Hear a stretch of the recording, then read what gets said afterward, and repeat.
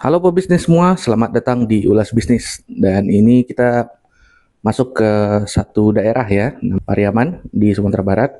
Nah, di sini ada UMKM yang sempat ikut inkubasi bareng gua. Namanya adalah Macha Bakehouse. Sebelumnya namanya Macha Bakery ya.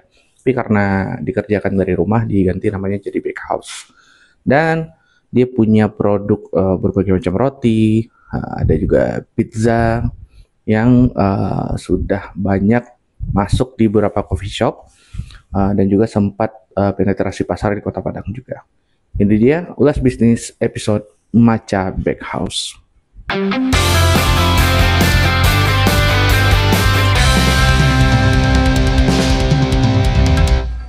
Perkenalkan, nama saya Januar Rahmat, panggilan Rahmat, asal di Pariaman. Usaha saat ini menggeluti dunia bakery, yaitu roti dan pizza pada fokusnya utama. Produk yang paling banyak itu kita dua, pizza sama roti ya. Pizza itu biasanya direct sell yang juga kita supply ke coffee shop. Sama juga roti lebih dominan ke coffee shop sih daripada beli sendiri. Bisnisnya itu Macha Bakehouse, awalnya Macha Bakery, jadi kita ganti di Macha Bakehouse, biar lebih familiar. Macha itu gabungan dari nama saya dan istri, Rahmat dan Ica. Terus juga ada konotasi, ada konsep kejepangannya aja gitu. Kalau bakery itu terlalu familiar, Bakehouse di Pariaman belum ada, jadi orang bisa nge aja sebagai pembeda untuk segi brand ya. Berarti sekarang di sini posisi di rumah ya? Posisi di rumah, di Pariaman. Terus di sini berarti cuma rumah produksi? Rumah produksi tok. Kalau penjualan? Penjualan dari sini juga. Kan dua channel, satu di coffee shop sama di sini.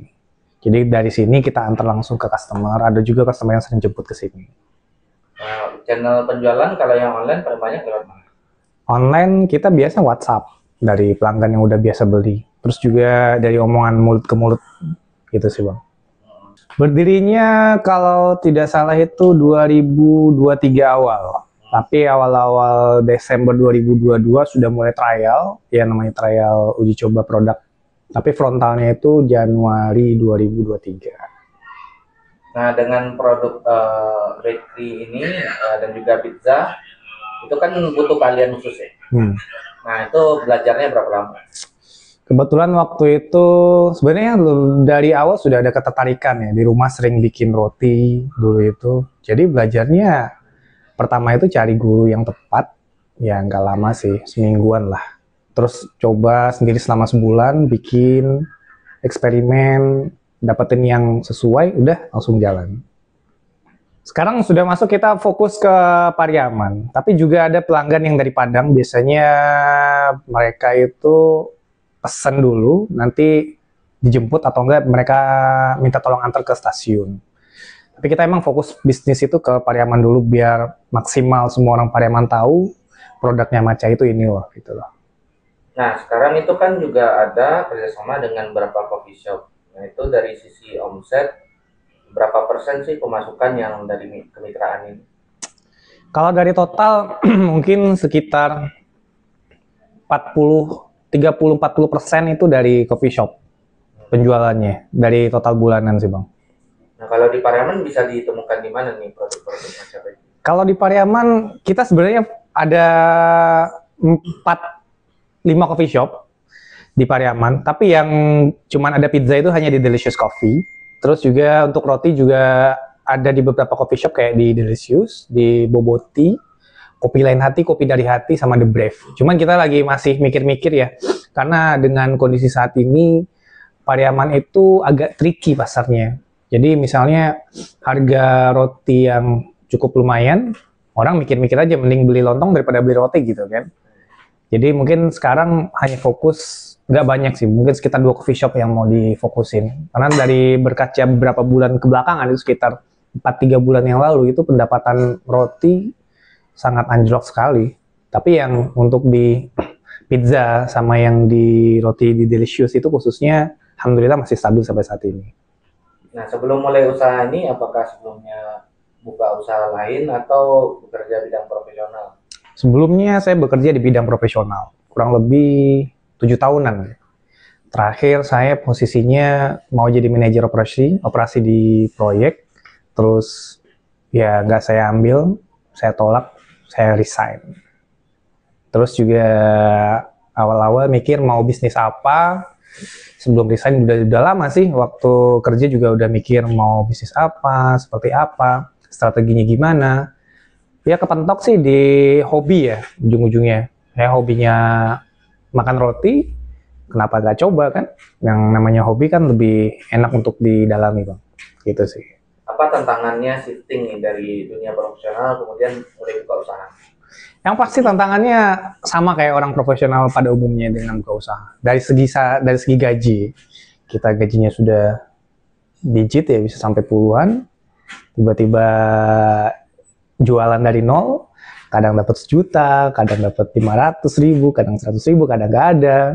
Ya terbesit juga kadang di pikiran. Teman-teman juga sering nanya kan, ayo dong balik lagi ke proyek, nanti gue masukin lu deh, nanti mau jadi manajer apa gitu kan. Dengan gajinya berapa gajinya? Ya mungkin sekitar di atas 10-an, mau nggak gitu. Jadi agak kepikiran juga kan.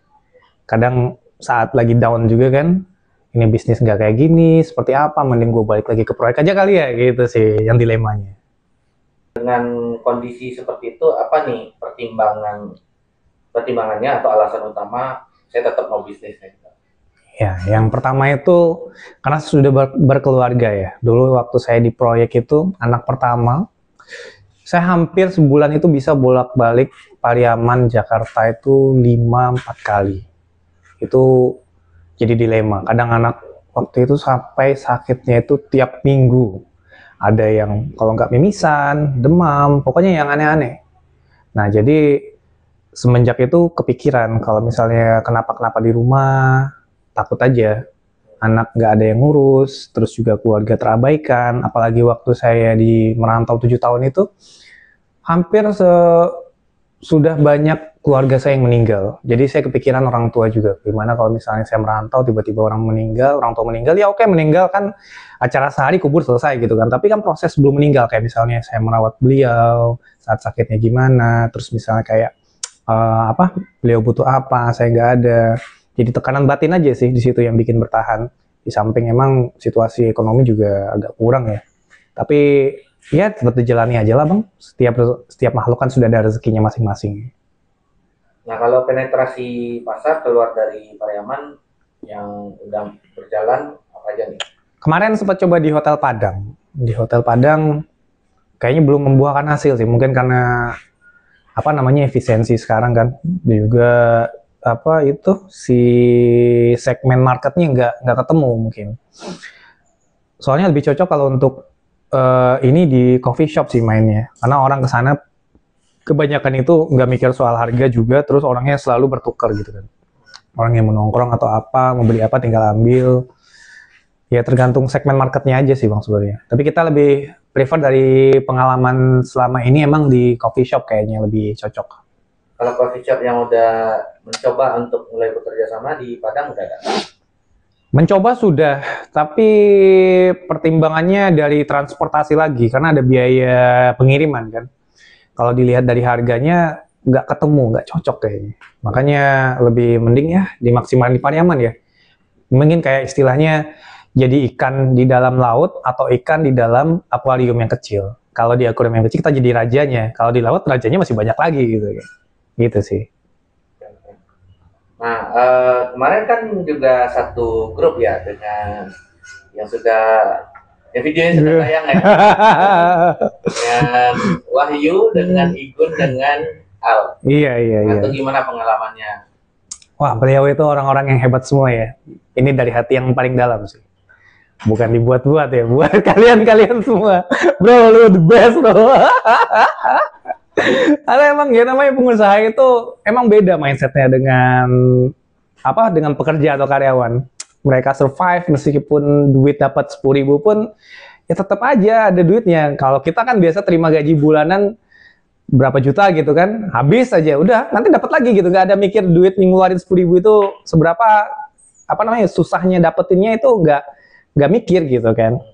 Tapi emang mereka sangat-sangat bagus sih. cara pikirnya, strategi pemasarannya, meskipun kita beda-beda bisnis, ada yang sama juga tapi beda regional, tapi beda pasarnya juga. Saya juga banyak ambil pelajaran dari mereka, dan memang itu teman itu ada channel itu, teman dan channel itu merupakan apa namanya, anak panah yang paling dibutuhkan sih untuk dalam usaha. Nah, modal usaha waktu pertama kali ini. Modal usaha Mama Cha Bakehouse itu justru dari oven tangkring, Bang. Kecil banget itu, udah tua, oven orang tua. Jadi orang tua biasa bikin kue-kue lebaran itu udah kayak reok banget itu dia punya. Sekarang posisi ovennya udah di Delicious saya titipin. Nah, itu awalnya di situ selama setahun pakai oven kecil itu. Bayangin aja masuk roti itu satu tray loyang yang ini nih, loyang kecil ini. Ini loyangnya. Ini hanya muat 1, 2, 3, 4, 5 roti. Dan itu saya biasa bikin 60 buah roti. Bayangin nunggu satu roti itu sekitar 15 menit, 10 sampai 15 menit baru matang. Nah, bayangin 60 roti bikin pakai ini. Wah, sangat repot sekali. 12 kali 15 ya? Ya, kurang lebih lah. Terus juga bikin pizza pakai ini. Kadang mentok-mentok ketika ada yang pesen pizza sama roti diselingin gitu kan. Ya, begitulah, nikmatin. Kalau bahan dulu waktu pertama kali beli berapa? Bahan dulu, kebetulan waktu itu duit masih banyak ya, jadi bodo amat beli berapa. Sekarang beli sejuta aja masih mikir-mikir, banyak banget ya, mending gue beli 100.000 aja gitu kan, mikirin cash flow. Nah, ada pesan nggak untuk UMKM yang sedang nonton ini, sedang berjuang gitu dan sedang mungkin memulai atau mungkin sudah berkembang, ada nggak pesan dari Rahmat? Pesan dari saya, yang namanya rezeki itu sudah ada di tangan Allah ya. Yang pertama itu sangat tolong ditanamkan di dalam mindset utama seorang pedagang. Yang kedua, saya sangat bersyukur Allah ngasih saya rezeki dipertemukan dengan orang-orang yang hebat. Saya dapat mentor Bang Adi, dapat teman-teman yang di plot kemarin, semuanya orang-orang hebat. Yang mana itu merubah mindset saya. Meskipun saya waktu di dunia profesional saya sudah memang berpikiran yang namanya bisnis itu pasti ada naik, ada turun, ada saatnya nol. Dan emang harus survive gitu kan. Ya buat kamu yang emang mau berusaha, kuatin mental dulu aja deh. Nanti jangan, kayak saya banyak nemuin orang yang emang awalnya coba-coba terus lama-lama ketagihan gitu kan. Itu dalam dunia bisnis nggak kayak gitu. Dunia bisnis itu penuh dinamika. Lo yang pertama itu harus cari relasi dulu bro. Dan yang kedua itu harus validasi produk kalau kata Bang Adi. Kalau produk lo nggak laku, dan bikin kayak misalnya kemarin ada yang bikin, saya bukan menjatuhkan ya, ada bikin namanya susu bakar. Saya aja aneh, susu bakar kayak gimana gitu kan. Ya mestinya sebaiknya di riset dulu. Ini orangnya marketnya ada atau enggak. Jadi ketika kita sudah berjualan itu lebih enak. Gitu sih kalau pesan-pesan buat saya. Semoga bermanfaat aja. Oke, terima kasih Rahmat. Terima kasih Pak Ade.